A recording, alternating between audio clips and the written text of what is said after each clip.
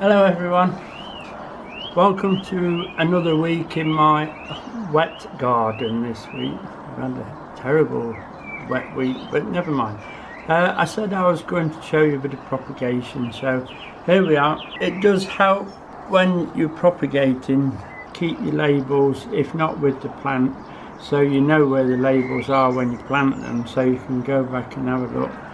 And it's nice to read up on them and see how to propagate them, how to look after them. Some books actually tell you where they come from in the world. It's quite interesting. So we're going to pop these through. Rooting powder in another pot, not in the container, don't forget, don't keep it out for long.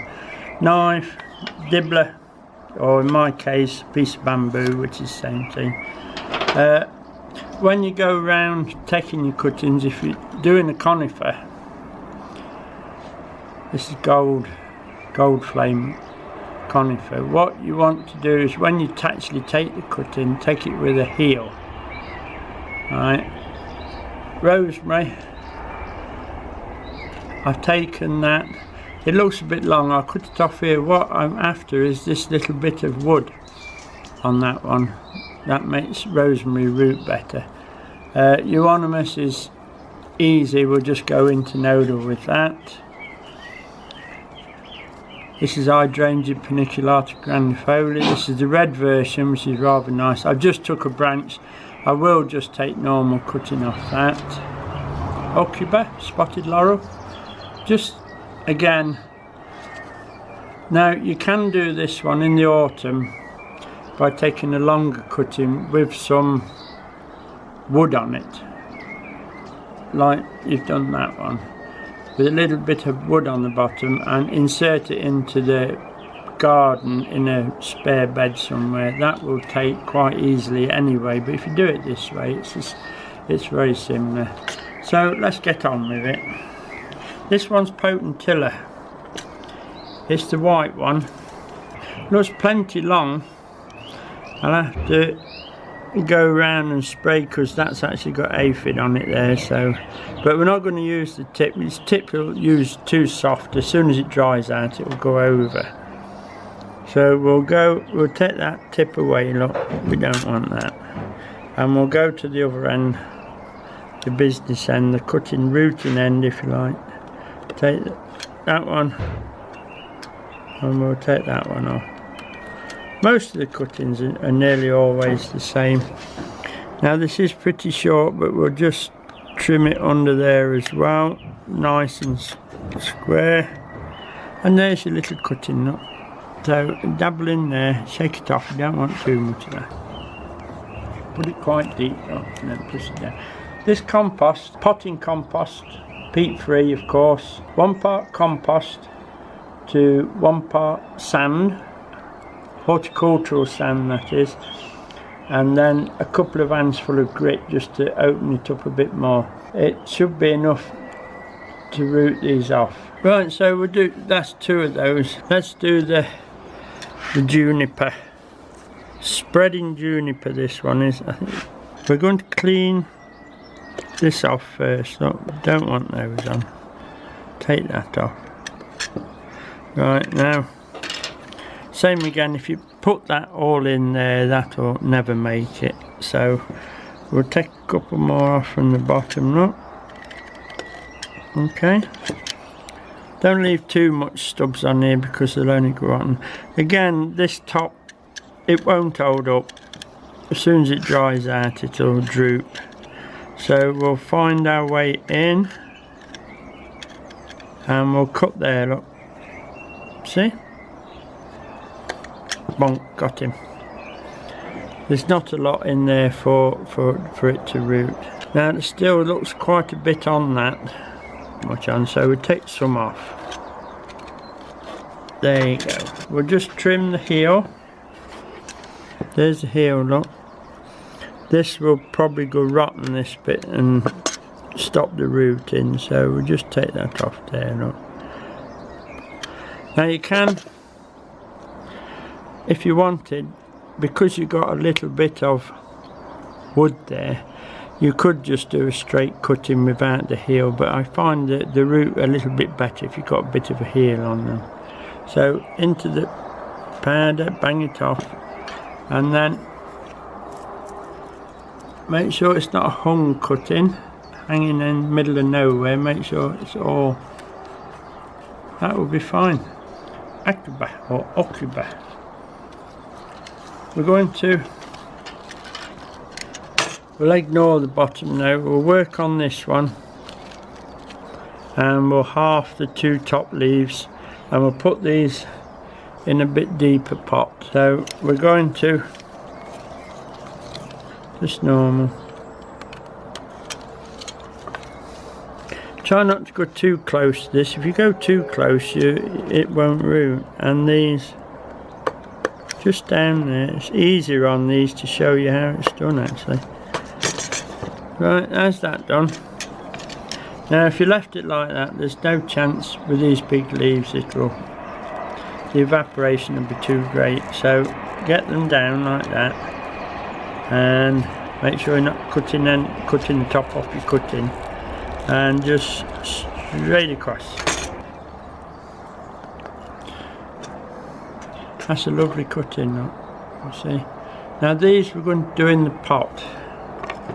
There you are, look. It's the same thing. If you're using a pot, put them around the edge of the pot and they'll be fine. The hydrangea, this is hydrangea paniculata grandifolia, which is the hydrangea, but instead of a flathead, paniculata flowers. And this one's actually the red version, so it's worth trying to take a cutting out of it, or 2 if we can. So there we'll go there, look. That's it. We should try and do on this one, because it's raw, but we don't want to, because we can. On this one we'll take 2, look. Yeah. It's no good leaving them on. Then we just cut that across like we did before. Lovely cutting that, look. Into the powder, bang it off, and then we'll put this in the pot as well, look. And you put these rather deep, look. So make sure as soon as you finish this gets a good water in. And Photinia red robin, not the healthiest of pieces to take cuttings off, but we'll do it anyway just to show. The Photinia gets quite strong. You've all seen. Why I got this one is because they're staggered up as they go up the nodes. They're not one on one. So what we'll use that one and that one. So we'll just do the normal. We'll take that off there. Look. Let's say there. Pretty hard wood these. You need a good sharp knife. Let's take the normal way of doing it. That one. Nice and flat on your board. 2. Now we're going to take these down to half. So same again, look. There you go. So that's Photinia red robin done. That deep cutting again, look. If you was doing a few, I'd put 5 or 6 to a pot of each variety, but to show you we'll never get through them. Lavender,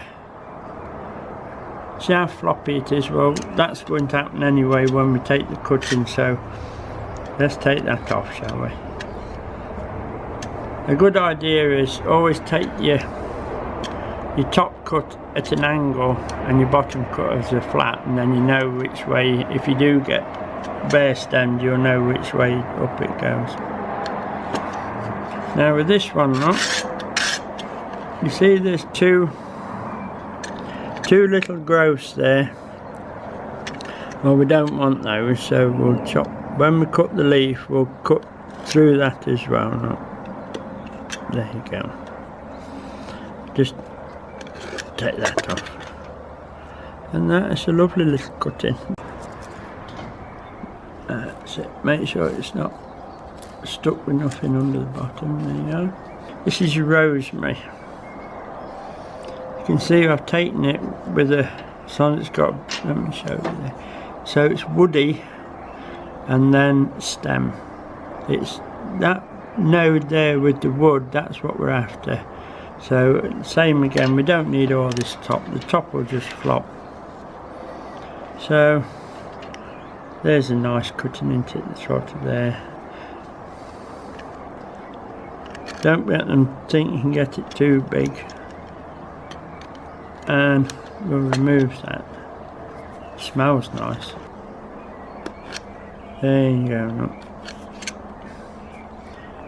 Now you can see the woody bit, so I'll make my final cut just there, look. Just take him clean off. And again, want that a bit deeper. Don't try and push them in, you'll only damage the end, so just sit them in nicely. It's a nice cutting there, nice tray cutting. Euonymus Gaiety. We'll do this cutting a little bit different, so you get a little bit bigger plant at the end of the day. So we'll take that off. Look. Right, so that's that done. It's because I've got a big bunch I can do this. These can also be used as cuttings, don't they? Right, so now I'm going to go in there and I'm going to cut that there. Can you see? Off. Right, I'm going to turn that round. A little bit fiddly, but well worth it, I think. And then looks a bit scruffy on that one. We'll do it on that one. On there. No, it doesn't look right. We'll do it on that one, looks better. There you are, look, and then straight underneath. Nice clean cut. Nice clean cut into the rooting powder. And I did that one the same, look. And in it goes. Like that. Emerald and gold. Same variety of plant, but we'll do this one because we've only got singles. So it's just the normal cut, cut, cut.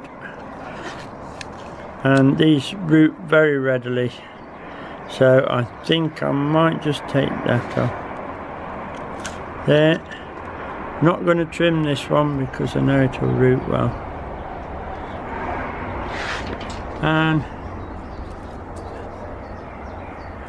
a bit of a hole.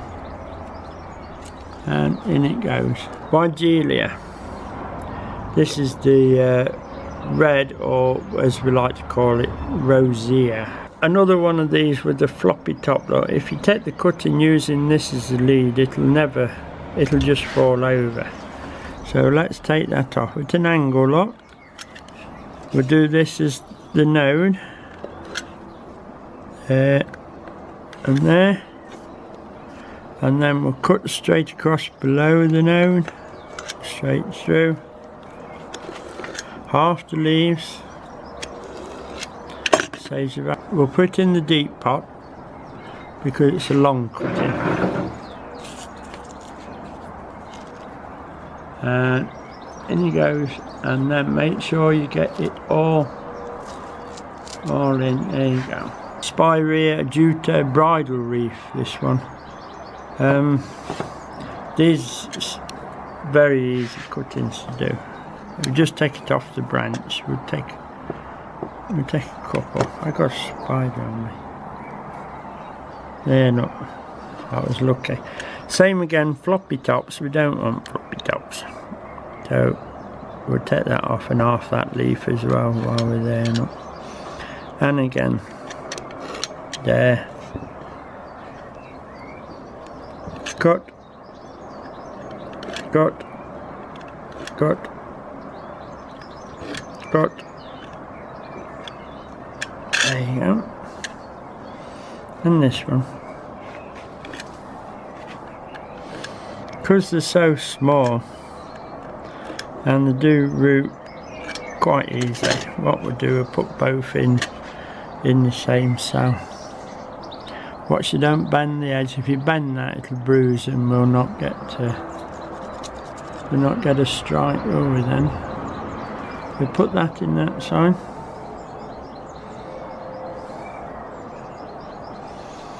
Put that in that side. Now let's show you how to do a few cuttings. We'll just go through what softwood cuttings we've done. We've got, this will all be labelled, by the way. I won't do it without labelling, even though I know what they are. Potentilla, that's the white one. That's juniper stardust.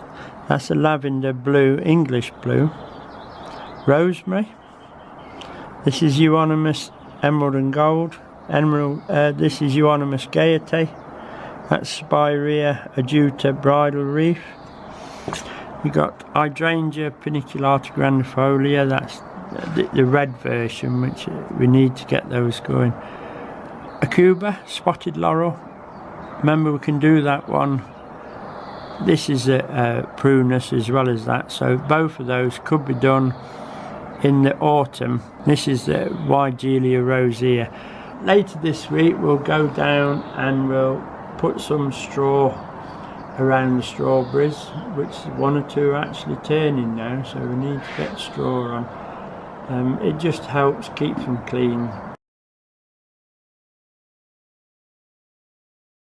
Hello, we're in the fruit cage. I'm just going to straw the strawberries down so that they can keep the strawberries off the ground and stops the slugs a bit, etc. I'm using barley straw, and I've used the dust extracted one because it not only extracts all the dust, but it will take all the seed out, and I don't want to be putting barley seed in with the strawberries, else it'll be a nightmare cleaning them afterwards.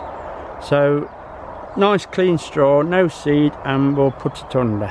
So what you do is you pull your strawberries away and start packing it.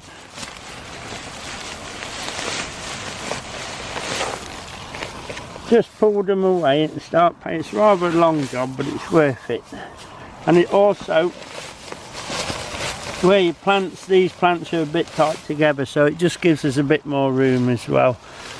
Just push it round and not, it's quite a job. It keeps your strawberries nice and clean underneath, like I say, and just push them over. Quite a few strawberries on them, but the rain we've had just this last week, we've had torrential rain, it will really plump them up, so it'll just protect them a little bit. Look, there we go, just push it in.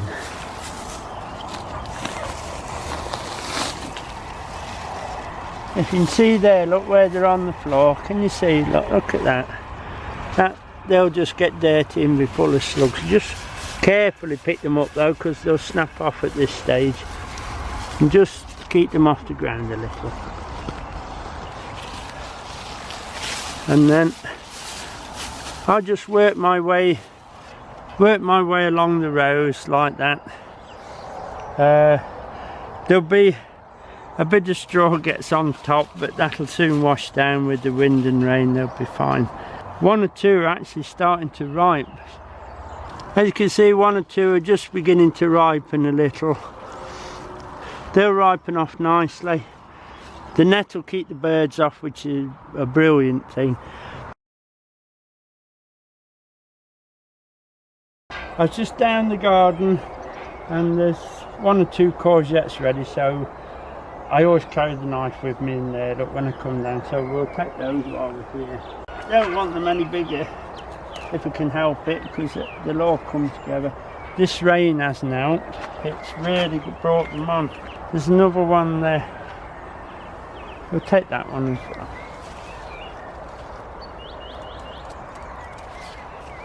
Couple there, another one up here. You see, they're soon, if you left that another couple of days, it'd be massive, so we must pick them regularly. and they're always better when they're a bit smaller than. If they get much bigger than this one,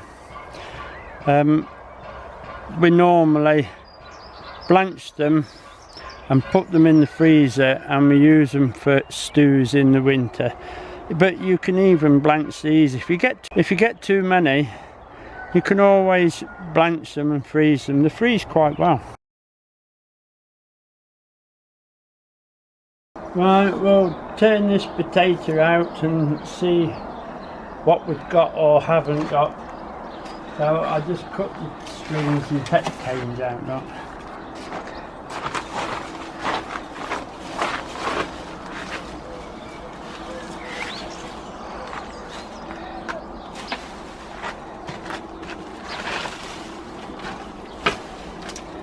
There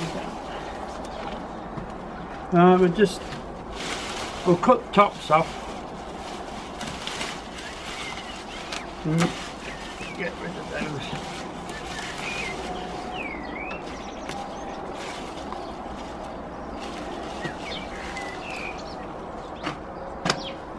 So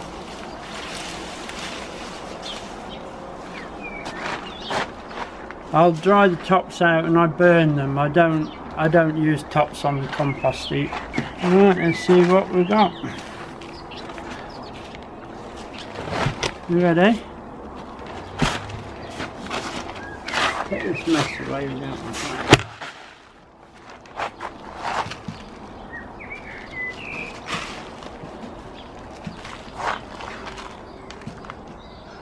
Well, we've got a potato or two anyway. I'm just going to tip it now and see what we get. Let's see, we've got a few. Oh, yeah. As soon as it gets a bit lighter, I'll tip it and see what we can get out. The compost I'll take down the garden and reuse, obviously.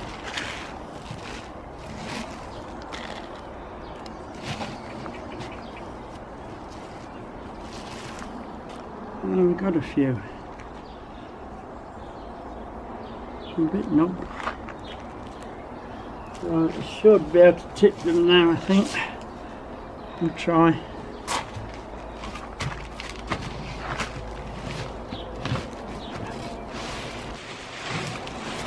Oh, a bit wet at the bottom. There is some in, lots of nice worms.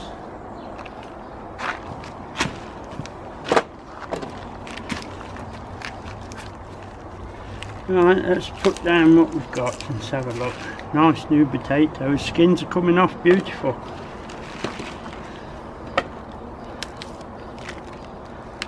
I always like the smell of potatoes when they're at the ground. There's a few.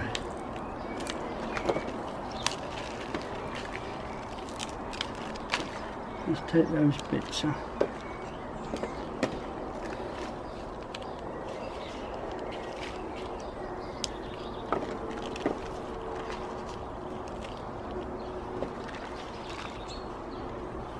Not as many as I thought.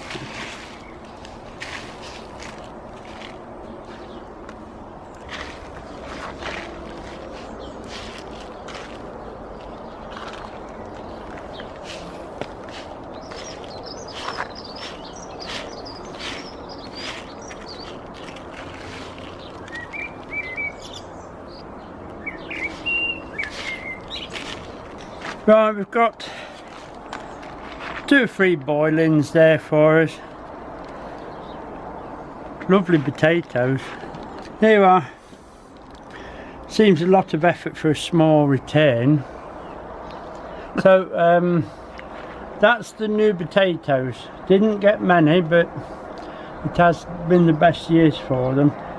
I'm sure though these will taste better than any you can buy anywhere. And don't forget, we've got the same variety in two full rows across the garden to dig yet, but they won't be quite as early as these. So I'll get these clean.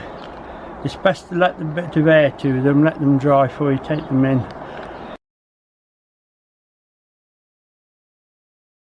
Hello there.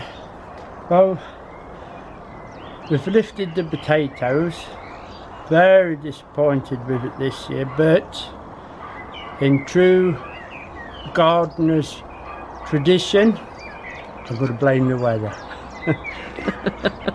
I've emptied the box, screened the compost, we'll use it again, and I'm going to put some carrots in. What I'm using is Paris Market, which is the little stumpy ones, and I put 3 rows, and then in 2 weeks time I'll do another lot, and 2 weeks time another lot, so and then when that one comes out we'll reset that one, because they're only little stumpy carrots. They don't the seed will be very fine. Hang on, I'll show you. Very, very fine seed. Scatter it very, very thinly. It'll be fine. You'll be lifting these as they start to swell up a little bit. Best to just thin them by using them. That's the best way. Don't put a lot in. Little, very thinly as you can. Now a bit of screen compost just to top it off. Look. Just a little covering up, and then just tap them down a little bit. And this is very wet, so the moisture will come up. The carrots we had down the garden on the long rows, we had several rows that were showing promise, but unfortunately the pigeons have had them. So we've sent for another net, and I'm going to reset. I'll put the net over them this time and try and keep the pigeons off. But although the carrots have failed, we do have some nice peas in the box.